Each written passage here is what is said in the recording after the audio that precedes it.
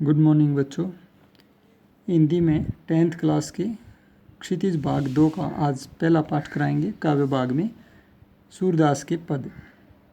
सूरदास सगुण भक्ति काव्यधारा के प्रसिद्ध कवि हैं, क्योंकि भक्ति जो काव्यधारा है उसमें सगुण मार्ग और निर्गुण मार्ग दो मार्ग प्रसिद्ध हैं। निर्गुण मार्ग वह होता है जो ईश्वर को सर्वव्यापक मानता है और उसके निर्गुण स्वरूप को स्वीकार करता है कि ईश्वर कण कण में रहते हैं, उनका कोई निजी स्वरूप नहीं होता है। सगुण मार्गी लोग अवतारवाद को मानते हैं। तो इसके अनुसार ईश्वर सृष्टि के कल्याण के लिए, लोगों के कल्याण के लिए, भक्तों गौ इनके कल्याण के लिए जन्म लेते हैं, पापियों के नाश के लिए जन्म लेते हैं और लीलाएं करते हैं। तो सगुण काव्य धारा जो है उसके अंतर्गत सूरदास प्रसिद्ध कवि हैं। तो उनके यहाँ कुछ पद आए हैं, वो मैं आपको कराता हूँ। जो पहला पद है वो उस समय का है जब गोकुलवासियों को, जो श्री कृष्ण को याद करते थे, श्री कृष्ण जो है वो द्वारिका के राजा हो गए थे। पहले उन्होंने मथुरा को जीता, उसके बाद वो द्वारिका गए। तो जब उनके गोकुल से जाने के बाद गोकुल के लोग याद करते हैं तो श्री कृष्ण को बार बार पता चलता है कि उनके बिना गोकुलवासियों का मन नहीं लगता। बाबा आनंद, माता यशोदा, उनके मित्र ग्वाले और गोपियाँ। तो वो उन सबको समझाने के लिए अपने संदेशवाहक उद्धव को, अपने मित्र उद्धव को भेजते हैं। उद्धव बारी बारी सबके पास जाते हैं और इसी प्रसंग में उद्धव गोपियों से भी मिलते हैं और गोपियों से श्री कृष्ण को बुलाकर निर्गुण ब्रह्म की भक्ति करने के लिए, निर्गुण ब्रह्म के अष्टांग योग का मार्ग अपनाने के लिए संदेश देते हैं।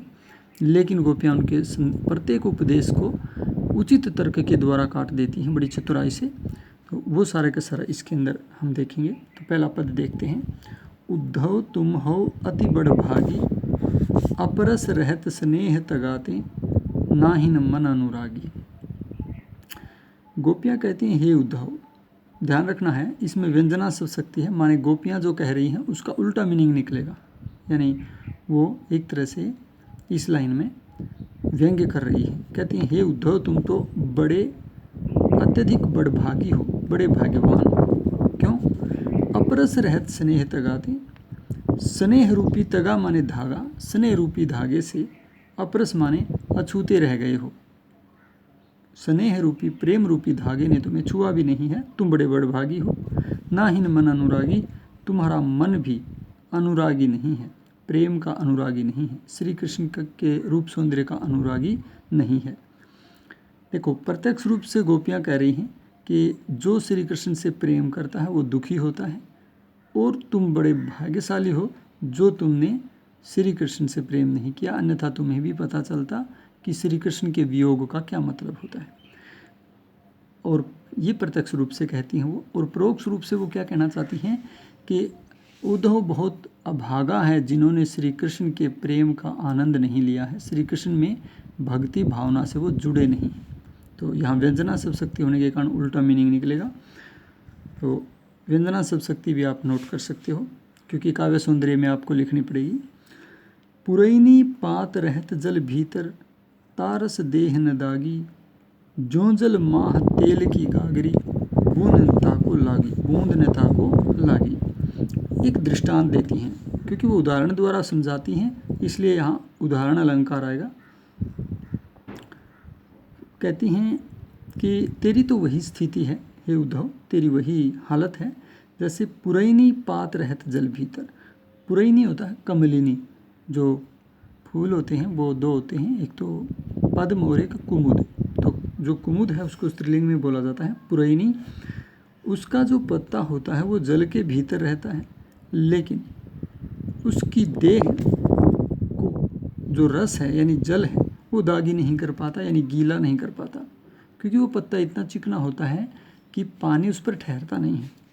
तो कमलिनी का पत्ता जल में रहकर भी सूखा ही रहता है। तेरी तो वही हालत है। श्री कृष्ण प्रेम के समुद्र हैं, भक्ति के सागर हैं, और उनके पास रहते हो, तुम उनके मित्र हो, उनके सेवक हो, उनके मंत्री हो, फिर भी तुम उनके प्रेम से अछूते हो, सूखे रह गए हो। जो जल माह तेल की गागरी बूंद न ताको लागी। अब दूसरा उदाहरण देती हैं, जैसे तुम्हारी हालत वैसी ही है जैसे जल के अंदर तेल की गगरी रहती है और उसको एक भी बूंद पानी की नहीं लग पाती। यानी जो तेल डालने की मटकी होती है उसको खाली करने के बाद भी अगर हम पानी से भरें या जल में डुबो दें तो वह गीली नहीं होगी। तो वैसी ही हालत तुम्हारी भी हो गई है। हे उद्धव, श्री कृष्ण के पास रहकर भी तुम प्रेम से सूखे हो, उनकी भक्ति से रहित हो। सूरदास अबला हम भोरी, यहाँ भोरी है, सूरदास अबला हम भोरी गुर चाटी, चांदी नहीं है ये, चाटी है, गुर चाटी जो पागी। सूरदास जी कहते हैं कि गोपियाँ उद्धव से कह रही हैं, हम तो भोली भाली अबलाएँ हैं, अबला माने स्त्री और भोरी माने भोली, हम तो सीधी सादी स्त्रियां हैं, गुड़ चाटी जो पागी, हम तो जैसे चींटी गुड़ पा जाती है वैसे श्री कृष्ण को पा गई हैं। पहले देखिए जो आया है यहाँ पर, यानी उपमेय में उपमान की संभावना मिल रही है, ऐसा लगता है मानो, तो यहाँ पर कौन सा अलंकार हो जाएगा, उत्प्रेक्षा अलंकार हो जाएगा। ठीक है, यहाँ आप उत्प्रेक्षा अलंकार लगाओगे। और अब देखो गुड़ जैसे चींटियाँ गुड़ पा गई हों वैसी स्थिति हमारी हो गई है। इसका मतलब क्या निकलता है, इसका मतलब ये निकलता है चींटियाँ गुड़ के अंदर जाती तो हैं अपनी मर्जी से, लेकिन गुड़ से चिपक जाती हैं, फिर उसे छोड़ नहीं पाती, छूट नहीं पाती और अंत तक वहीं पर प्राण त्याग कर देती हैं। ठीक वैसी ही हमारी स्थिति है, हम श्री कृष्ण की भक्ति में लीन हो चुकी हैं, श्री कृष्ण की भक्ति में प्रविष्ट हो चुकी हैं, अब उससे छूटना हमारे वश से बाहर है। अब हमें जन्म भर श्री कृष्ण की भक्ति में ही डूबे रहना है, उससे जीवन पर्यंत हम निकल नहीं सकती हैं। तो इसके अंदर जो गोपियां हैं उन्होंने निर्गुण ब्रह्म की भक्ति की तुलना में सगुण ब्रह्म की भक्ति को श्रेष्ठ माना, यानी निर्गुण ब्रह्म के मार्ग की बजाय सगुण भक्ति का मार्ग जो है वो ज़्यादा श्रेष्ठ माना है। तो इसमें जो आपने प्रसंग लिखना है वो आप कह सकते हो कि प्रस्तुत पद जो है हमारी हिंदी की पाठ्य पुस्तक क्षितिज भाग 2 के सूरदास के पदों से लिया गया है। इसमें सगुण भक्ति मार्गी प्रसिद्ध कवि सूरदास जी ने श्री कृष्ण के प्रति गोपियों के अटूट विश्वास और भक्ति भाव को प्रकट किया है।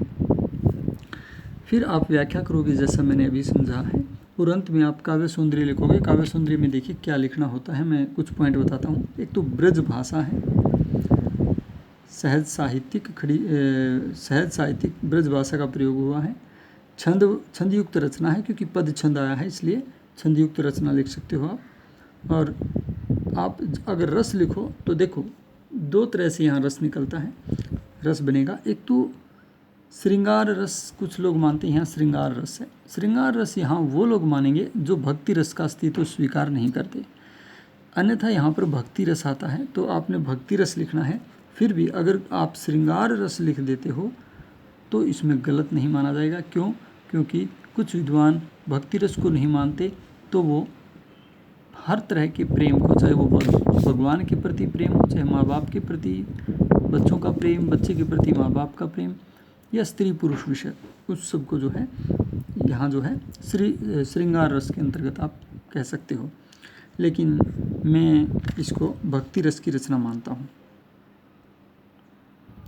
इसके अलावा इसमें रूपक अलंकार है, जैसे प्रीति नदी, प्रेम रूपी नदी, तो यहाँ पर आप जो है रूपक अलंकार भी लिख सकते हो। पदमैत्री अलंकार है, प्रीति नदी में भी पदमैत्री अलंकार है। पदमैत्री होता है जहाँ दो पद ऐसे आते हैं जिनमें आपसी तालमेल होता है, मैत्री होती है। और स्वर मैत्री, जब पंक्ति के अंतिम स्वर मिलते हों, अनुरागी, दागी, तो स्वर मैत्री अलंकार भी यहाँ बनता है।